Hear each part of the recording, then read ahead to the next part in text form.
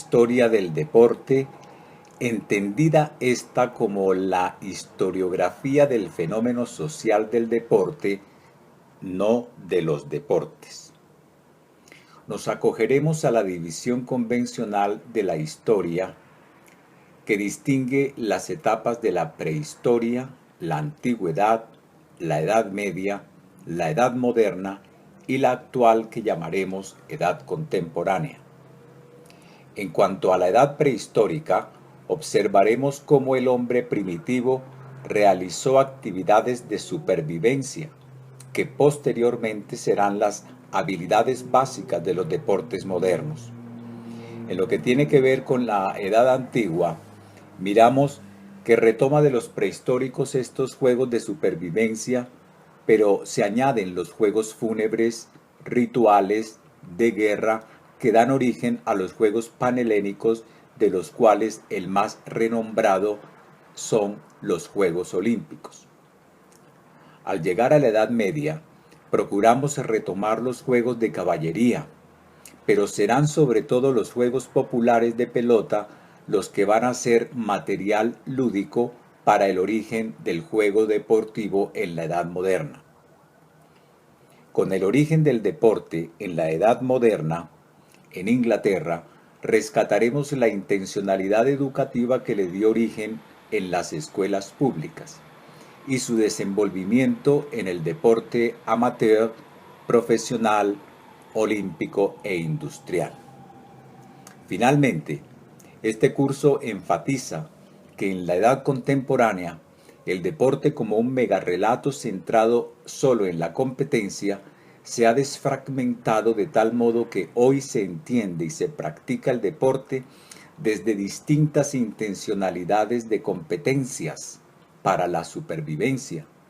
Esto es, deporte formativo, recreativo, social, estético, salud, espiritual y ambiental. El juego deporte en la prehistoria. En esta época, que normalmente se data hasta el año 7000 a.C., no existió la escritura como tal. Por lo tanto, se reconoce dentro del discurso histórico como la época que antecede a los períodos de la historia. Por su extensión comprende los momentos evolutivos desde los primeros Homo hasta la aparición del Homo sapiens sapiens, y abarca un proceso importante de construcción de sociedad hasta que estructuraron lo que llamamos civilizaciones. De acuerdo con Hernández, en un ensayo inédito sobre el juego deportivo en la prehistoria, es posible reconstruir los juegos primitivos a partir de los juegos practicados por los primitivos, según sea el tamaño del grupo. Primero tenemos los pequeños grupos conformados por 15 o 20 individuos, como los aborígenes australianos, los esquimales y los del Yagam, tierra de juego. Segundo, tenemos los practicados por grupos conformados por grupos pequeños como los navajos del suroeste americano, los chukchi del norte europeo y los dani de Nueva Guinea. Tercero, los que realizaron los grupos conformados por clanes como los maorí de Nueva Zelanda y los choctaw del suroeste norteamericano. Y cuarto y en último lugar, los que jugaron los grandes grupos sociales como los zulúes de Sudáfrica y los chantú de Sudáfrica. Los arqueólogos y antropólogos han determinado que estos hombres primitivos, organizados en pequeños grupos de cazadores y recolectores, desarrollaron paulatinamente comportamientos alrededor del quehacer diario. El enfrentamiento a la rudeza del espacio primitivo y a sus necesidades como pautas para pensar en una elaboración primitiva de actividades diferentes relacionadas un poco más con lo social. La antigüedad. La ciencia de la historia ha agrupado como antigüedad al tiempo que va desde el séptimo milenio antes de Cristo hasta la caída del Imperio Romano. De esta forma, encontramos en la antigüedad una temporalidad que constituye procesos civilizatorios importantes, en donde el paso del nomadismo al sedentarismo pone a la tierra como el elemento unificador que va a conformar toda la gran estructura imperial que se desarrolló en ese período. Juegos fúnebres. Ortega y Gasset, así como Carl Diem, sostienen que dentro de los múltiples factores que dieron origen al deporte se encuentran los juegos dedicados a rendir honores a un muerto distinguido. En un comienzo, cuando un hombre moría, no por causas naturales, sus sobrevivientes debían buscar un culpable, encontrarlo y darle muerte. Luego se pasó a que el culpable debía demostrar su inocencia, luchando contra una fiera. Más tarde, ya no se buscó al culpable, sino que sometían a los esclavos a luchar a muerte durante el funeral. Finalmente, el juego fúnebre se convirtió en una lucha simbólica que no tenía como desenlace la muerte de uno de los luchadores. La certeza de la muerte y su misterio hace que los seres humanos desarrollen sistemas simbólicos para buscar la esperanza. Las antiguas civilizaciones basaron su estructura simbólica en la muerte y en la guerra, en donde las culturas prehispánicas estaban luchando sus propias guerras y se establecería una nueva forma de ver el mundo, un encuentro de dos mundos. Juegos populares. Durante la Edad Media, los señores feudales prohibieron a sus siervos y al pueblo en general la práctica de cualquier tipo de juegos que les distrajera de la labor agrícola. Sin embargo, la gleba se las ingenió para satisfacer su instinto deportivo, con juegos de a pie y que no representaban grandes costos. Durante esta época, renacieron distintos tipos de juego de pelota, entre los cuales vale mencionar el de la pelota vasca, el paum, el frontón, el pol-mol, la zulé y otros tantos de juegos de pelota que se realizaban con bastón, sticks, palos y raquetas, que tenían como finalidad la diversión y el solaz de la gente de a pie. Surgieron además juegos de lanzamiento de barras, la cetrería, la caza de liebres, conejos, perdices, la del jabalí y espectáculos de lucha entre el hombre y el animal. El surgimiento del deporte en la modernidad, con mayúscula, la Revolución Francesa. Un movimiento educativo con tales aspiraciones nacionalistas, que buscaba la formación y educación física de los jóvenes, estaba floreciendo en Europa.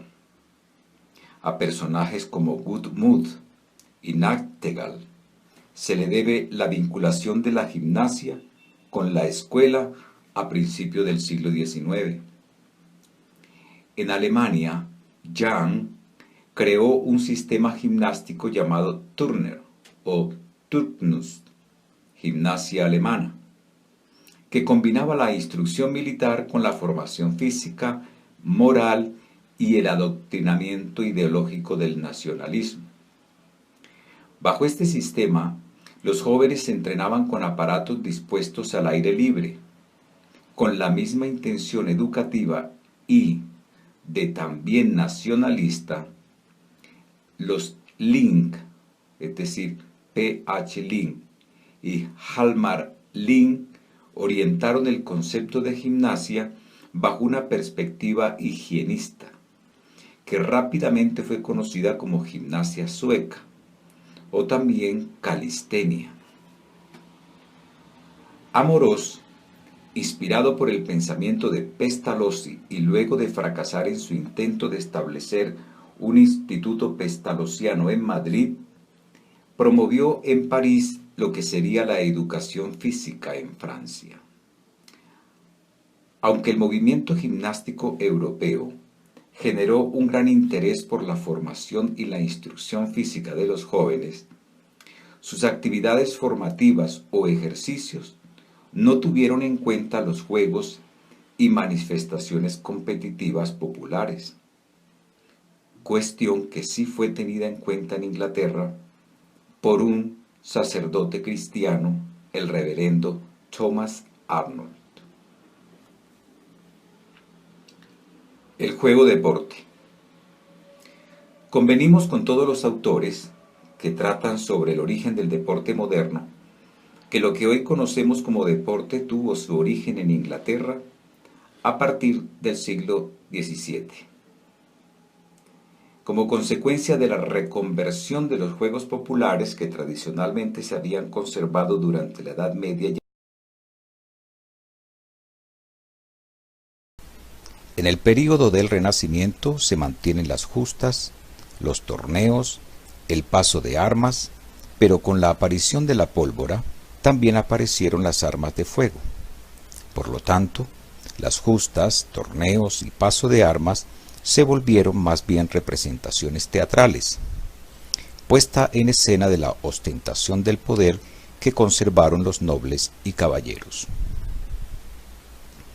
En Florencia se recupera el juego popular que conocemos como calcio histórico, pero el hecho más sobresaliente es que el Renacimiento introdujo dos grandes innovaciones al deporte: la educación física y la medicina deportiva. La educación física buscaba actualizar al viejo caballero armado y formar a un nuevo caballero que estuviera preparado para la guerra, con armas de fuego, pero que también tuviera la capacidad de negociar las guerras en los salones sociales. A los hijos de las clases altas se les entrenaba en equitación, natación, manejo de armas, lanzamiento de pelota. El objetivo era la preparación intelectual, física y moral del caballero. La medicina deportiva, por su parte, se desarrolló gracias a Jerónimo Mercurial, un médico seguidor de Galeno que escribe una obra llamada De Ars Gymnastica. En sus 3 últimos capítulos habla sobre la experiencia de la medicina deportiva. En Inglaterra, el Renacimiento se produce un siglo después que Italia, porque Erasmo de Róterdam había influido en el pensamiento inglés de que el alma era divina y el cuerpo terrenal. Por lo tanto, el cuerpo era salvaje, enfermizo e innoble. Al cuerpo habría que conservársele sano y elevarlo hacia la nobleza. Esta idea caló entre las familias nobles, pero muy poco en la educación en general. Uno de los filósofos renacentistas que impactó en el deporte fue Thomas Elyot. Influenciado por Erasmo de Róterdam, reconoce que la danza, los juegos y los ejercicios físicos al aire libre alargaban la vida, ayudaba a la digestión, aumentaba la temperatura del cuerpo, estimula el apetito, contribuye al metabolismo y limpia los conductos corporales. Social expectation drowns us all inside.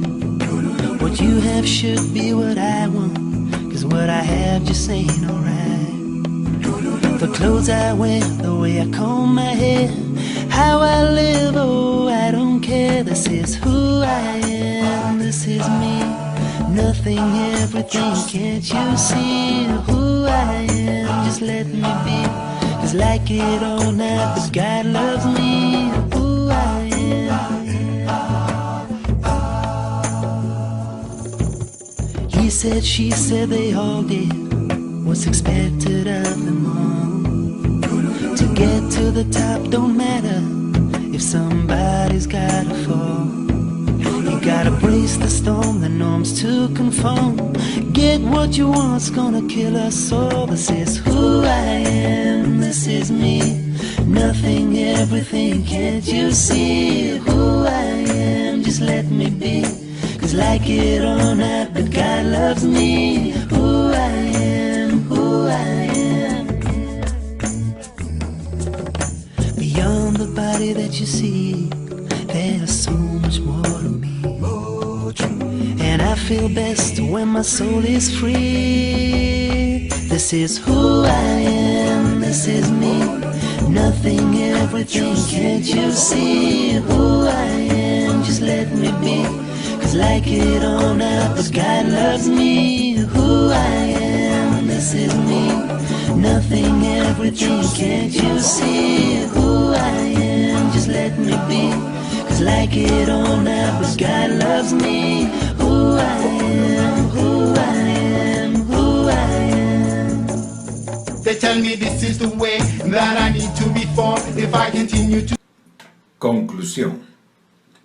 El juego competitivo evolucionó a lo largo de la historia, desde su forma primitiva de supervivencia, guerrera, fúnebre, ritual, espectacular, de pelota, de caballería y folclórico, hasta convertirse en deporte como una necesidad de formación y ocupación del tiempo libre del hombre moderno.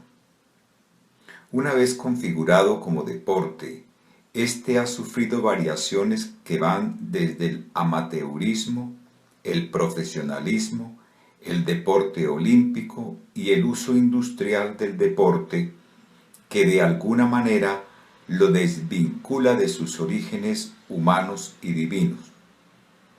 Sin embargo, la sociedad contemporánea ha resignificado la práctica deportiva, dándole diversos sentidos, entre los cuales vale mencionar el recreativo, social, formativo, salud, estético, adaptado y espiritual, que en cierto modo le devuelve el juego a los hombres y a su Dios.